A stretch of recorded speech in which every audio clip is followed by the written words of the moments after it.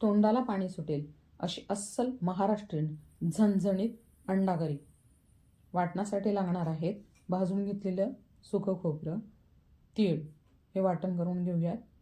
कांदा परतून घेऊयात. कांदा व्यवस्थित परतून झाला यामध्ये घालणार आहोत टमॅटो परतला की यामध्येच घालणार आहोत लसणाच्या पाकळ्या आणि आल्याचा तुकडा. हे गार झालं की मिक्सरच्या भांड्यात काढून कोथिंबीर घालून याचं वाटण तयार करून घेऊयात. वाटण व्यवस्थित तयार झालं की फोडणीसाठी घेणार आहोत तेल तापलं की यामध्ये हे सगळं वाटण घालून छान चांगलं व्यवस्थित एकसारखं परतून घेऊयात. यामध्ये घालूयात हळद घालून परतून घेऊयात. घालूयात चिकन मसाला.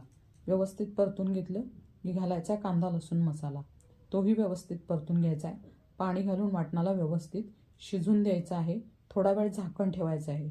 1-2-3 मिनिटांमध्ये वाटण व्यवस्थित शिजलं जाईल. त्याला छान तेलाचे बबल्स येतील. डिटेल रेसिपीसाठी चॅनलला व्हिजिट करा.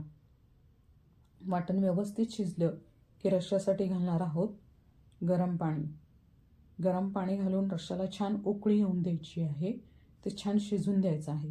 ते व्यवस्थित शिजलं की मग यामध्ये घालणार आहोत उकडलेली अंडी किंवा अंड्याचे काप.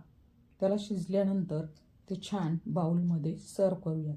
या पद्धतीनं महाराष्ट्रीयन झणझणीत